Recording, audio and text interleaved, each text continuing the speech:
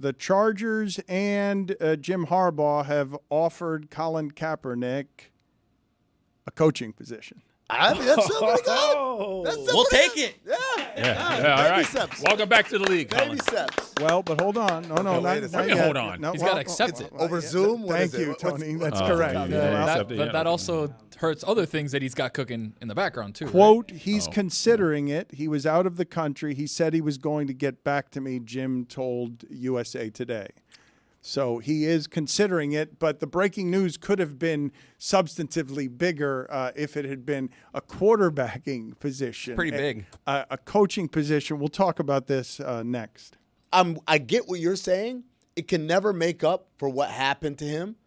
But, like, man, let's be honest and let's be real. Like, it's miles better than any other gesture anyone has done. I'm not saying if this sounded like I was in any way critical of Harbaugh here, I want that corrected. Yes, Harbaugh is extending to Colin Kaepernick something that no one else has extended. As recently as, I don't know, I'm going to say a year and a half ago, was it the Ravens that were going to try and do a tryout, and all of it was too hot for even, just a tryout was something that was too hot for everybody involved, and so they didn't end up doing it. Or the NFL tried to do like a group workout, and then Kaepernick didn't agree to certain specifications, and the whole thing got nuked. The idea that everything around this person who didn't have any sort of problems before this would be so flammable that not only the prime of his career would be wrecked, but we'd sort of shrug at the idea, well, Jim Harbaugh is certainly brave doing something no one else has done, just suggests to me that we've moved all of the lines on where fairness is. Has he said that he wants to coach? Right, like they offer him the job, but like, has he been trying to get a coaching job before? He's been saying he's still training to play. That he says he's been getting ready for the league for the last 6 years. This has been super weird in a number of different ways. He was so scarred by everything that happened there that the way he decided to finally address it publicly. Think about if you've seen this a lot, because where have you seen Kaepernick interviewed since all of this happened? No, he decided to do it artistically, with a Netflix explanation that starred Nick Offerman as his father. He decided to do it instead of going into the way anyone else would have done this. What is rehabbing your image that didn't actually need rehabbing? Where does it start? An interview. You sit down and you give your side. We have still not heard from Kaepernick. Like, we have not had him sit down and say any of what he thinks about anything. It's just reported here and reported there. And it's been so long that his athletic prime is now gone. And we're in a place where we're applauding the reduced standard after racism is ended in the end zone where they do their stenciling, and after the absurd day where Patrick Mahomes finally says, what happened to him was wrong. And then Goodell says, hey, sorry about all of that. It still takes years after that to get to, how about an assistant coaching job, star quarterback. Let's look at all the other star quarterbacks who are as good as he is that have to accept an assistant coaching job that's offered to them by a friend. And by the way, Dan, the other thing that I found kind of suspicious is they offered him the job, according to Jim Harbaugh, and Colin is traveling, but he's going to consider it. Why would Jim Harbaugh feel the need to let us know all that? Wouldn't they just go through the process and at the end of it say, hey, I offered it to Colin, he didn't want to do it. Or, hey, guess what, guys? I got you Colin Kaepernick back. Like, why would you say, hey, guys, guess who I'm talking to? He's out of the country now, but he hasn't given us an answer yet. Yeah, there's a lot going on with this that, like, I'm trying to jog my own memory of some of it. It looks like Kaepernick did that GMA interview 2 years ago where he was saying that he still wanted to be back in the NFL and was still training for it. But I was going back to 2016 because I don't remember Jim Harbaugh always being very supportive of him. And I remember he made some comments like initially in 2016 that were like, I disagree with what he's doing. And like no one really had Colin Kaepernick's back especially at the head coaching level at that time. So, but I do think he then kind of went and like watched some of that back a few years later. So this is all, I'm trying to like remember, but this is super complicated. It goes back like 8 years now to what happened when, and I'm figuring it out. I'll let you Again, know though, that's when his I figure athletic out. prime, and it ended up getting chewed up by that. And that GMA interview was as part of the promotion for what it is that he was doing for Netflix. You got to do one of those. It wasn't a long-form interview where we get deep access to his thoughts. He's still kind of gun-shy. He's got to say the right things before they'll let him back into the league in any form. They're going to expect from him some sort of public contrition for something that he wasn't wrong about. Like expressing his free rights to protest, and he got banned from the league. He got blacklisted, and they ended his career. I'm surprised that all of you, like, I'm not forgiving on this one. Coaching job, like, no, that's not quite enough. That's not stage, reparations. At this stage, though, I agree. I'm with you 100%. But at this stage, they don't have a time machine. At this stage, what could they offer him that would make it up? There's nothing they could offer that could make it up. Much like while you can offer reparations to black people in this country for centuries of violence, institutionalized violence, it's never going to make up for it. It's a consolation, or it's a start, but it's never going to make up for slavery.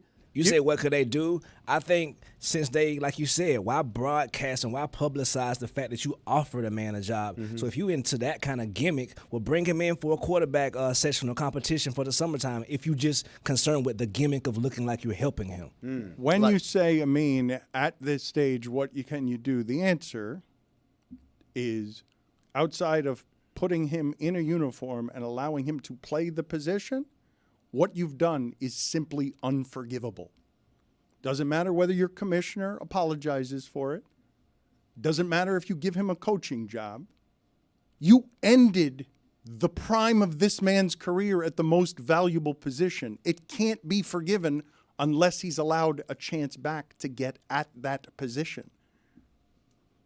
There are no moves that are going to impress me here that aren't going to feel like PR. If they brought him in, let's say, for camp, and he's 36, he's going to be 37 in November.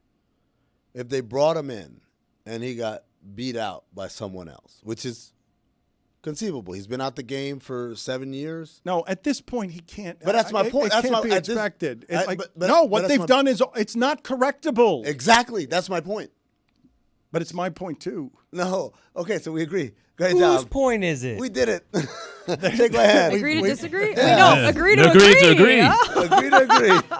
I'm still doing my research back here on who said what when. You understand what I'm saying, Dan? If we both agree that it's not correctable, then there literally isn't anything that we can ever be positive about. There is almost other than a time machine. There's nothing that I can think of other than inventing a time machine that the NFL could possibly do so that in my mind I can forget and forgive what they've already done to him. If the NFL did have a time machine and went back, do you think they would have done this all differently? Yeah, they wouldn't have ended segregation. They would have kept. No, too much. I don't think. Good job, Amin. I don't think that they, if presented with the same circumstances, I don't think that they would know how to handle it any better because their instinct is to punish it.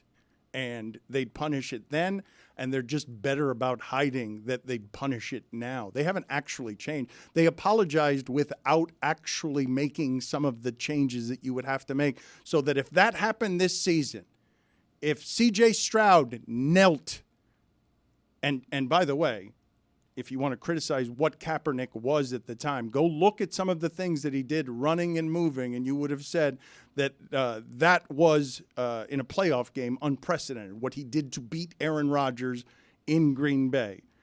If that happened again today, it would play out the same way again today. No. Because Jerry Jones isn't actually going to change how he thinks about things. And Jerry Jones is the most powerful owner in the league, surrounded by a whole lot of other owners in the league who are very good at how they protect that power. Dan, Larry David once said the central theme, the central really pillar of who we are at Seinfeld was the characters at the end of the episode cannot have learned anything or become better from their experience. Like, they can do all these things, and usually in sitcoms, like, well, I never really thought about it like that, and then we have a nice ending. Larry said, we can't do that. The end of the episode, they need to be the same awful people they were at the beginning, right? Having learned nothing and grown absolutely zero as human beings. That's the NFL. Like, there is no learning. There is no progress. There is just, hey, what prints money? All right, keep the money printing and everything else be damned. I would say that there generally is learning if you're really and authentically sorry. But they're not really and authentically At the NFL? sorry. You think that's what I'm saying. The NFL doesn't. They learn how to make more money. That's about but it. But over their decision made them more money. Their league is stronger than it's ever been. Goodell is making more money than he's ever made. Those owners are making more money than they ever made. So in order, I get in trouble at home with Valerie if my apologies aren't because I'm really sorry. Of course. Like, you've got to really be sorry. It can't be you're sorry and then explain why you're not actually wrong about stuff. Like, you can't say, hey, I'm sorry, Jacksonville. I'm sorry you smell like shit. That kind of apology? Exactly. That's not the way to apologize. I have learned since then how to apologize. Jacksonville, you smell close to shit. I'm sorry. Oh, wait a minute. No. Because these apologies are based on you being married now. You apologize as a married man just to get off the argument. We're trying to move away from this right now. What? That's a great point. He's right. That's what the NFL did. The old ball and chain. That's what the NFL I did. did my not say wife. that. Do not, no, ball and My chain. I did wife. not say that. No. Oh, my wife. I'll just do whatever she says so I can sleep in the bed tonight. Exactly. That nag. And then I watched some. Wait, sorry, wrong voice. I always sleep in the bed no matter what. Exactly, Roy. You're agreeing with misogynist Bain? Well, up until the whole nag comment she said. Between that. But that's in essence what the NFL did. It's like, what can I do to make you shut up? I'm sorry. Which, by the way, a settlement isn't exactly I'm sorry. It's just, here, take this money, shut up.